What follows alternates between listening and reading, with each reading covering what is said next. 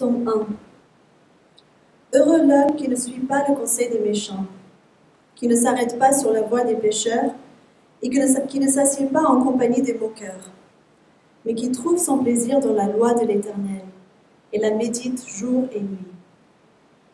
Il ressemble à un arbre planté près d'un cours d'eau. Il donne son fruit en sa saison et son feuillage ne se flétrit pas. Tout ce qu'il fait lui réussit. Les méchants, au contraire, ressemblent à la paille que le vent disperse. Voilà pourquoi les méchants ne résistent pas lors du jugement, ni les pécheurs dans l'assemblée des justes. En effet, l'Éternel connaît la voie des justes, mais la voie des méchants mène à la ruine. Pour ceux qui ne me connaissent pas, je m'appelle Joe et je suis hyper content de vous rejoindre ce matin pour ce culte et puis de manière générale de vous rejoindre ici à l'Église Connexion, d'intégrer votre assemblée. Et ça commence hyper fort, ça commence par des vacances. Donc voilà, si jamais vous trouvez un nouveau travail qui commence par un mois de vacances, il faut foncer. Parce que ça va être vraiment top. Merci de garder ce texte ouvert devant vos yeux si vous avez votre Bible ou sinon peut-être votre téléphone, peut-être en pensant à le mettre en mode avion juste pour ne pas être déconcentré par d'autres choses. Et je vous invite à prier avant Constance. Notre Dieu, notre bon Père Céleste, nous voulons te remercier pour qui tu es. Et surtout pour le fait que tu es un Dieu qui veut être connu et qui nous parle dans ce but-là. Tu nous parles afin que nous puissions te connaître, notre Créateur, en tant que notre Père. Et c'est pour cette raison que nous voulons te demander ce matin de nous disposer de notre cœur à ton écoute pour que nous puissions ressortir d'ici nourris, bénis et avec un plus grand amour pour toi. Au nom de Jésus. Amen. Alors, on ne se connaît pas encore très bien. Donc, petite enquête pour faire connaissance. C'est les vacances, si jamais vous n'étiez pas au courant. Levez la main si vous avez prévu de prendre ne serait-ce que quelques jours de vacances. Pas mal de personnes. De manger quelques bons repas avec votre famille. Super, on est bien en France. De faire du sport. Moins de personnes que ceux qui avaient prévu de manger des bons repas. Je ne mens pas. De peut-être regarder du sport, les JO depuis votre canapé. Oui, quelques-uns. Là, je vais faire des jaloux, mais demain, je profite du fait que ce soit les vacances. Quand j'ai 3 enfants, quand chacune de mes filles a 5 ans, elle a le droit d'aller à Disney. Et donc demain, c'est Disney pour moi. Ce qu'elles ne comprennent pas, c'est que pour elles, elles y vont chacune une fois. Et qui a le droit d'y aller 3 fois? Voilà. Alors, parmi toutes les activités que je viens de citer, qui prévoit de faire une de ces activités parce que vous pensez qu'elle vous rendra malheureux? Peut-être pour le sport, pour le coup, il y a un petit peu de malheur sur le moment, mais après ça va mieux. Donc personne. Et ce n'est pas très étonnant, parce que généralement, on ne fait jamais les choses simplement pour se rendre malheureux. Généralement, dans la vie, tout le monde veut être heureux. C'est vrai que de temps en temps, on rencontre des personnes qui sont un peu mélancoliques, qui semblent choisir d'être malheureuses, mais je pense que même ces personnes-là, ils paraissent mélancoliques. Si on leur posait la question, voulez-vous être heureux? Ils nous répondraient, ah oui, bien sûr que je veux être heureux. Et je pense qu'elles auraient même des idées assez précises concernant ce dont elles pensent avoir besoin pour être heureuses. En France, paraît-il, les ingrédients essentiels du bonheur seraient le fait d'être en bonne santé, d'avoir une vie de couple harmonieuse et d'avoir un emploi stable. Tout le monde veut être heureux. Là où ça bloque, c'est sur la question de comment. Et ce matin, je vous propose de réfléchir à la place de la parole de Dieu dans notre vie. On est en train de parcourir le livre des psaumes, le premier bloc des psaumes, le livre 1, le 40e premier psaume dans le livre de Psaume, dans la Bible. Et le texte que Maria vient de nous lire et qu'on va étudier ensemble nous explique justement comment être heureux. Le bonheur authentique, le bonheur véritable, c'est quoi et comment on l'atteint? C'est un psaume, on vient de le dire, c'est-à-dire un cantique, un poème qu'on trouve dans l'Ancien Testament, dans la première partie de la Bible. Et quand il a été lu à l'instant, dès que vous avez le texte devant les yeux, je me demande si vous avez remarqué quel est le premier mot dans ce psaume. Selon les versions, certaines versions, traductions de la Bible ont peut-être le mot béni, dans d'autres peut-être le mot bienheureux.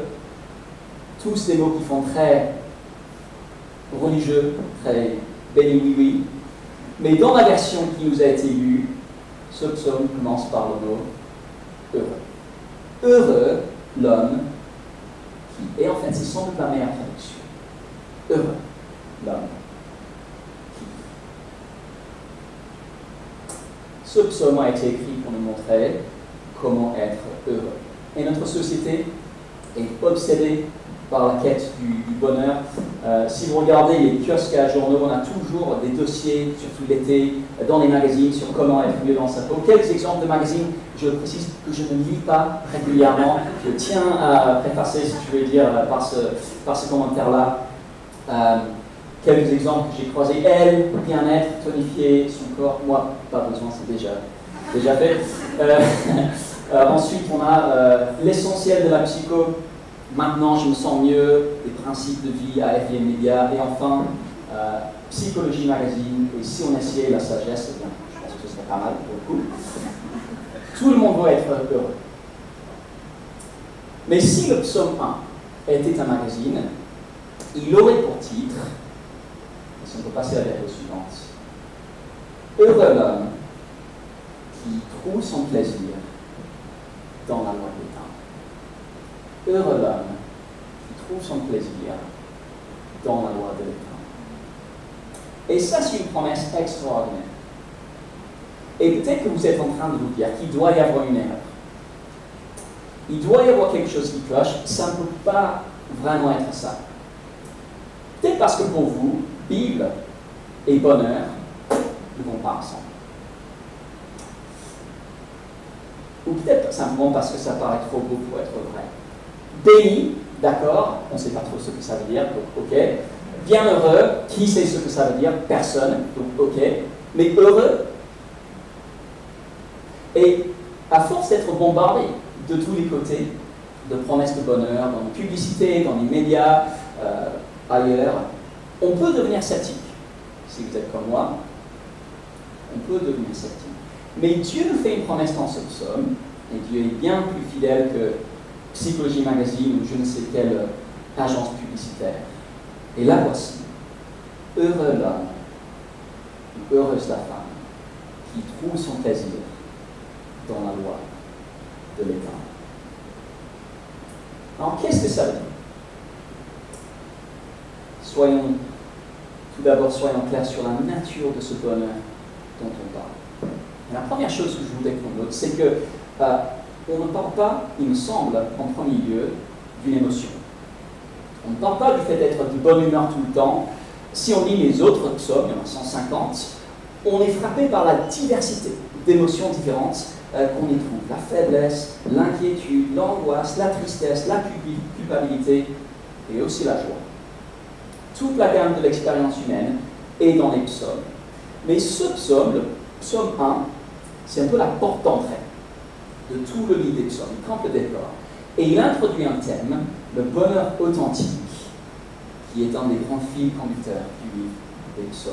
Et il nous dresse le portrait de la personne qui, au cœur même de la difficulté, au cœur même de la tristesse, même quand elle connaît des revers ou des déceptions, est pourtant heureuse.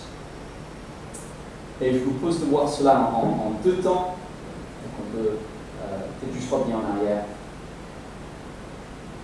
Non, il faut avancer plutôt. D'abord, la source du bonheur, d'où est-ce qu'il vient, et ensuite le signe du bonheur, à quoi on recommande. personne pour rester là. Alors regardez encore le verset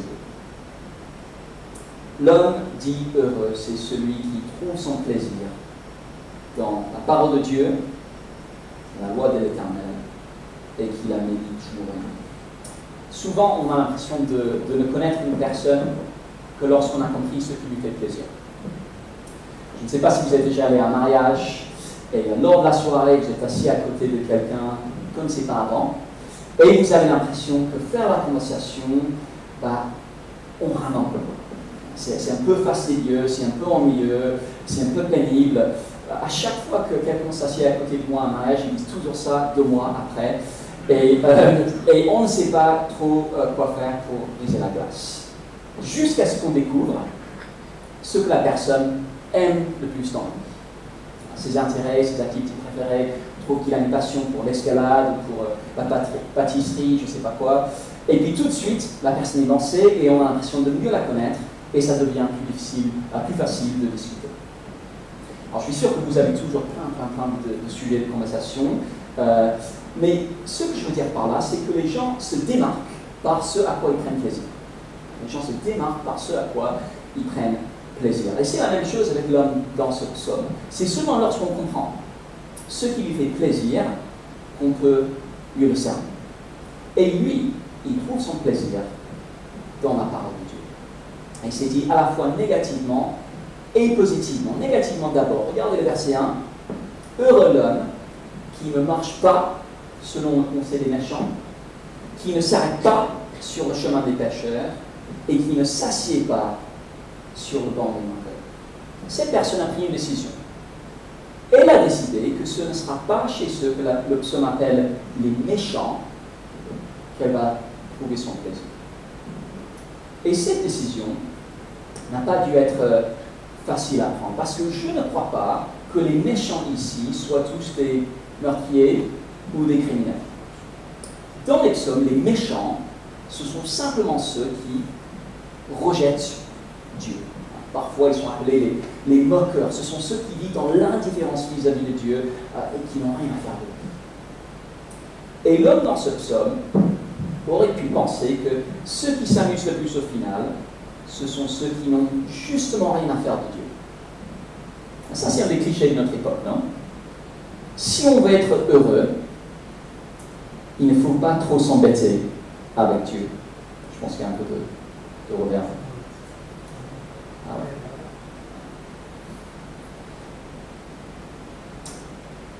Un des grands clichés de notre époque. Si on veut être heureux, ne nous embêtons pas trop avec Dieu. Il veut juste nous imposer des contraintes. Si on veut être bon, si on veut être pieux, là, peut-être que Dieu peut nous aider. Mais si on veut être heureux, si on veut s'amuser, Dieu n'entre pas dans l'équation. Et si vous êtes comme moi, c'est très tentant de penser comme ça. Mais l'homme dans ce psaume ne croit pas à ce discours-là. Je relis le verset 1. Il ne suit pas le conseil des méchants. Il ne s'arrête pas sur la voie des pécheurs. Il ne s'assied pas en compagnie des moqueurs. Il n'est pas dupe du discours de ceux qui rejettent Dieu. Il y a une autre voie qu'il préfère écouter. Il va trouver son plaisir dans la loi de l'Éternel. Et il a médité jour et nuit. Quelle est donc la source du bonheur authentique? Notre société se pose cette question, nous nous posons cette question. La source du bonheur authentique, c'est la méditation de la parole de Dieu. La source du bonheur authentique, la méditation de la parole de Dieu. Qu'est-ce que la méditation? Ce n'est pas ce qu'on entend souvent par méditation dans le langage courant, il me semble. Aujourd'hui, c'est très à la mode, la méditation. Il y a même des applis pour apprendre à méditer. Et ce qu'on entend par méditation aujourd'hui, je ne suis pas expert dans le domaine, mais j'ai l'impression que c'est plutôt le fait d'essayer de se vider l'esprit. On met de côté nos préoccupations et on utilise des techniques de respiration ou autres pour essayer de trouver un état de sérénité et de tranquillité. On parle parfois de la pleine conscience. Il y a des coloriages pour adultes qui sont prévues pour ça et qui sont très pratiques pour les voyages en avion. Mais c'est une méditation qui a peut-être des bienfaits psychologiques, il ne s'agit pas d'exclure, mais qui reste au final assez centrée sur soi-même. La méditation dans ce psaume et dans la Bible de manière générale, ce n'est pas ça. Elle est centrée non pas sur moi, mais sur la parole de Dieu. Et il ne s'agit non pas de vider son esprit, mais plutôt de le remplir. Lorsque l'auteur de ce psaume parle de la loi de l'Éternel, il pense probablement aux 5 premiers livres de la Bible, on appelle parfois le Pentateuque, peut-être aussi les psaumes eux-mêmes, et on pourrait se représenter un homme israélite qui va au temple et qui écoute la lecture de ces livres. Il écoute, et puis rentre chez lui, et sur le chemin, il est encore en train de réfléchir. Le lendemain, dans son champ, quand il est en train de labourer la terre, il pense encore, et sur son lit, la nuit, il cogite toujours, parce qu'il veut vraiment comprendre ce qu'il a entendu et en tirer les implications. Qu'est-ce que ça veut dire? Qu'est-ce que Dieu a voulu dire? Pourquoi est-ce qu'il dit cela? Qu'est-ce que ça change?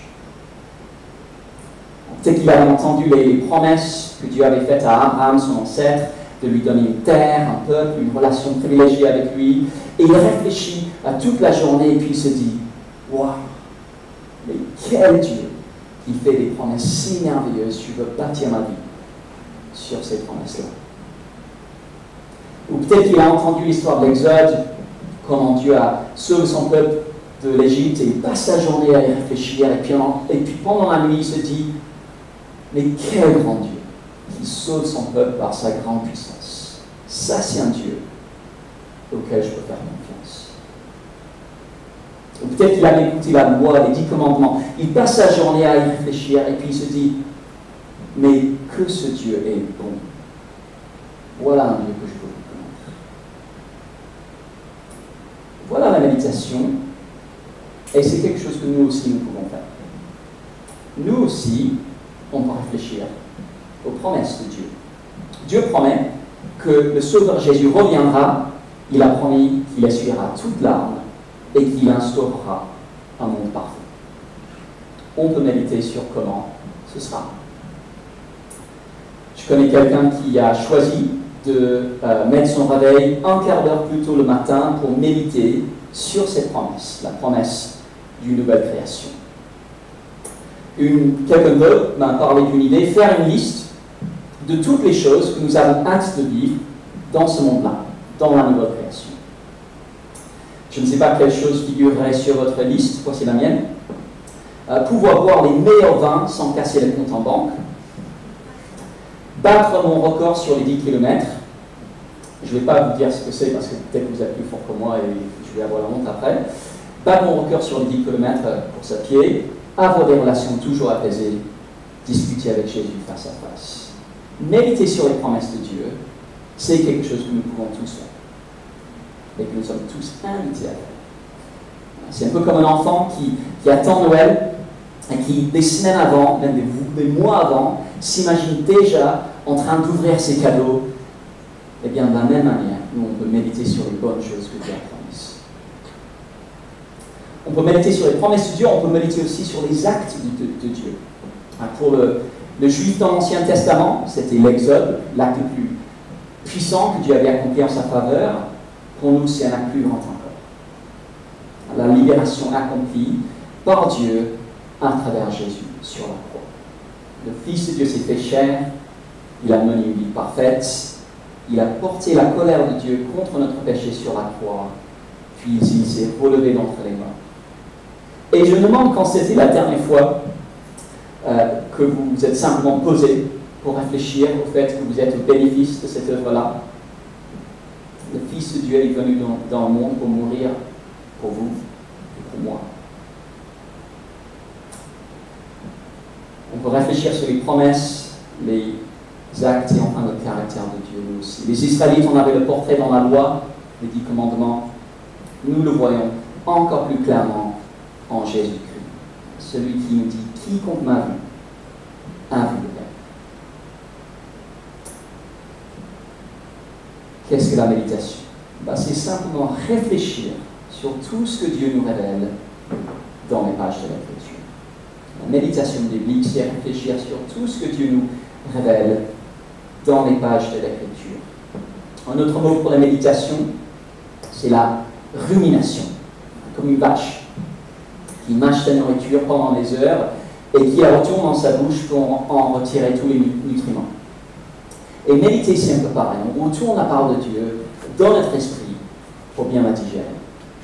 Ou si vous êtes trop parisien pour comprendre les illustrations agricoles, une image qui peut plus vous parler, méditer, c'est un peu comme stresser pour quelque chose.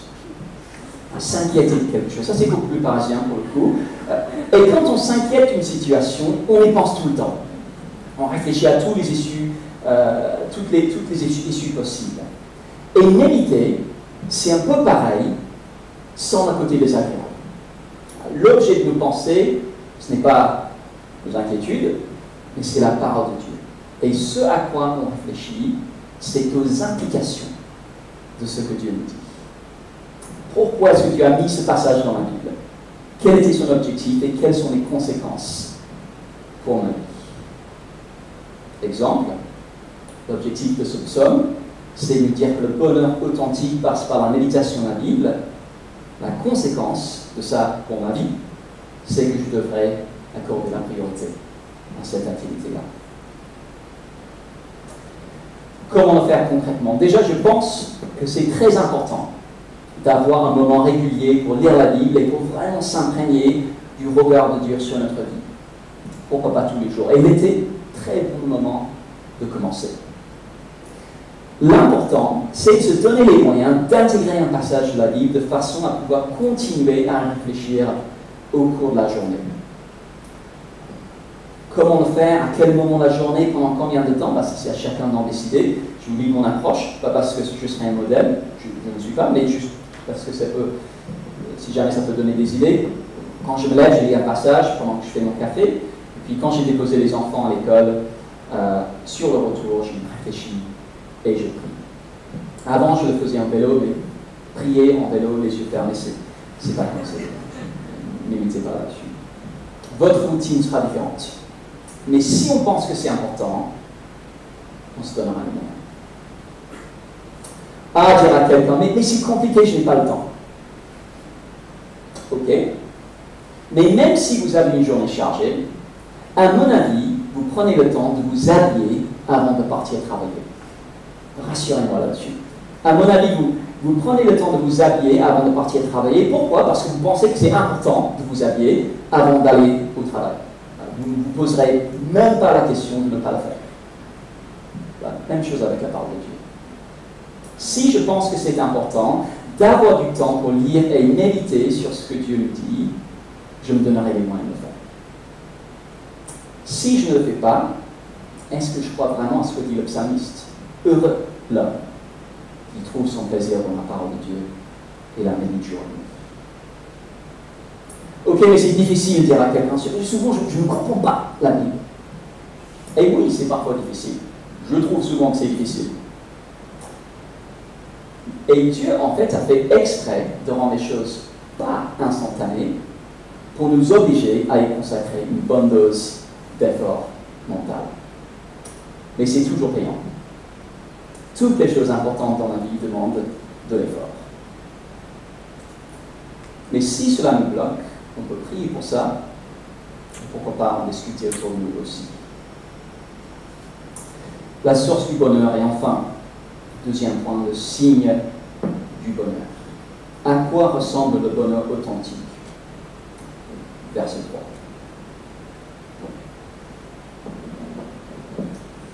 Le psalmiste nous dit que l'homme dans le psaume dit de l'homme dans le psaume qu'il est comme un arbre planté près d'un cours d'eau qui donne son fruit en son temps et dont le feuillage ne se flétrit pas. Tout ce qu'il fait, il réussit. Alors, si jamais vous ne l'aviez pas déjà deviné, je suis originaire d'un pays où il pleut pas mal, et là-bas, ce n'est pas l'eau qui manque généralement pour que les arbres puissent grandir. Et je me souviens de la première fois que mon épouse Anne-Sophie est allée en Angleterre, et elle a été frappée par combien l'herbe était verte. L'herbe était littéralement plus verte là-bas, pas de commentaire. Comment se fait-il que l'herbe ici est tellement verte, me demande. Parce que chérie, c'est très bien arrosé. Mais je ne crois pas qu'en écrivant ces mots, le psalmiste ait imaginé un arbre britannique. J'en suis même certain. À mon avis, il pensait plutôt à un arbre, peut-être un figuier, qui grandit sous la chaleur écrasante du Moyen-Orient, où il pleut quelques fois par an seulement. Et si, malgré la chaleur, malgré la poussière et la sécheresse, cet arbre arrive à grandir, c'est parce qu'il est planté à côté d'un ruisseau et l'arbre envoie ses racines pour aspirer toute l'eau qui y passe. Et c'est une belle image de la personne qui puise dans la parole de Dieu, qui la médite parce qu'elle considère qu'elle en a vraiment, vraiment besoin. Un figuier au Moyen-Orient meurt sans eau.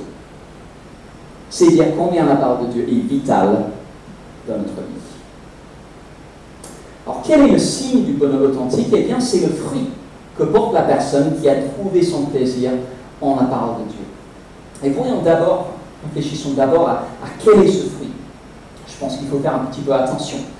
Certains ont lu ces versets, et notamment la fin du verset 3, et sont arrivés à la conclusion que nous sommes face à une promesse de réussite dans tous les domaines. Ils ont compris par là que si on est chrétien, eh bien, on va réussir tous ses projets de carrière, réaliser tous ses rêves, devenir riche et aimer de tout le monde. Mais ce n'est pas ce que dit cette psaume. Un figuier porte des figues parce qu'il a été créé pour porter des figues. Les êtres humains ont été créés pour vivre en relation avec Dieu, et donc les fruits que Dieu veut qu'on porte, c'est une vie qui l'honore. Les fruits que Dieu veut qu'on porte, c'est une vie qui l'honore. Pas forcément de tout réussir dans sa carrière ou de devenir riche, c'est bien meilleur que cela. On a été créé pour une relation avec Dieu, et le bonheur qu'il nous promet réside dans le fait de connaître ce Dieu par le moyen de sa parole, et le fruit que Dieu promet, c'est avant tout cette transformation dans le cadre de cette relation à l'image de Jésus. Et ça se manifestera par des choses très très banales. Arriver à être content avec peu, ne pas tout le temps se plaindre, éviter de parler dans le dos des autres, peut-être aussi par des choix au niveau de notre orientation générale, vivre pour les priorités de Dieu. Le progrès de l'évangile, par exemple, plutôt que pour notre confort, juste un exemple. Et donc ça veut dire que le bonheur que Dieu nous promet n'est pas un sentiment, c'est toujours être de bonne humeur. Si on est chrétien, on aura des moments de doute. Ce n'est pas non plus une situation, avant tout ce dont notre société dit qu'on a besoin pour être heureux. C'est plutôt le fait de laisser notre relation avec Dieu envahir et transformer tous les domaines de notre vie. C'est le fait de laisser notre relation avec Dieu envahir et transformer tous les domaines de notre vie. En un mot, c'est le fait de vivre de plus en plus pour ce qui est vraiment essentiel, ce pourquoi Dieu nous a fait. Ce n'est pas une transformation instantanée, ça demande de l'effort, ça demande de la patience, mais c'est la vie véritable, et c'est la vie heureuse, in fine. Imaginons que l'homme, décrit dans ce psaume, a des amis qui commencent à très bien réussir leur vie selon les critères de leur époque. Leurs troupeaux se multiplient, ils s'achètent de nouveaux champs, ils construisent de belles maisons. À vue humaine, on dirait que c'est plutôt eux qui ont porté les fruits. Selon les critères du monde, c'est eux qui avaient prospéré. Mais s'ils n'ont pas aimé la parole de Dieu, écoutons le verdict du psalmiste sur leur vie. Verset 4. Ils sont comme la paille que le vent disperse. Vous imaginez une scène de moisson, on ramasse les épis de blé, et puis la paille, c'est ce qui reste, et c'est juste balayé, emporté par le vent. Et de la même manière, ceux qui n'auront pas trouvé leur plaisir en la parole de Dieu, même s'ils paraissaient tout avoir, sont sans ancrage et sans fondement. Résultat, verset 5, c'est pourquoi les méchants ne résistent pas lors du jugement. La Bible parle d'un jour où Jésus reviendra pour juger tout homme et toute femme qui a jamais vécu. Et ici, ce jugement est comparé à un vent qui vient balayer tout ce qui n'était pas enraciné dans un terrain solide. Il vient leur confirmer que ceux qui auront recherché le bonheur ailleurs qu'en Dieu, même s'ils semblaient avoir tout réussi, étaient en fait sans ancrage et sans avenir. Terrible de penser qu'on pourrait passer des décennies à consacrer de l'argent, du temps et des efforts à construire une vie qui est juste la paille, sans ancrage ou avenir. Mais regardez le verset 6. Le bonheur de l'homme heureux vient du fait de savoir qu'il a un ancrage, il a un fondement, il a une espérance grâce à sa relation avec Dieu. Verset 6. L'Éternel connaît la voie des justes. Alors ne soyons pas dupes. Ne tombons pas dans le piège de croire au discours de ceux qui nous disent que c'est ailleurs qu'en écoutant la voix de Dieu qu'on sera heureux. Résumons avant de terminer. La source du bonheur, trouver son plaisir en la parole de Dieu. Le signe du bonheur, une vie transformée par la parole de Dieu. Et pourquoi pas profiter de cette période des vacances pour faire un peu le bilan là-dessus et réfléchir sur les objectifs pour l'année à venir. Et laissez-moi vous suggérer un objectif qu'il faudrait être fou pour ne pas adopter. La résolution de poursuivre le bonheur. Pas à la manière du monde qui nous entoure, ce qui mènera forcément à la déception, tôt ou tard. Mais la résolution de poursuivre le bonheur en trouvant son plaisir dans la parole de Dieu et en la méditant jour et nuit. Je vous invite à la prière.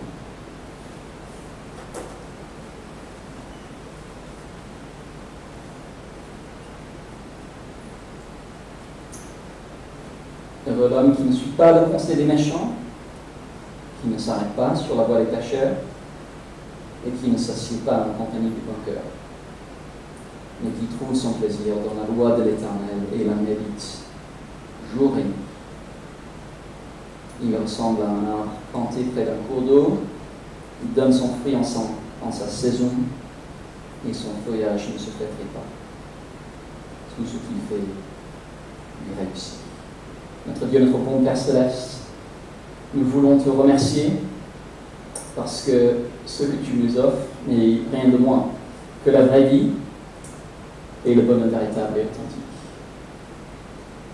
Et on veut te demander déjà d'être à l'œuvre en nous pour que nous croyions à cette promesse-là.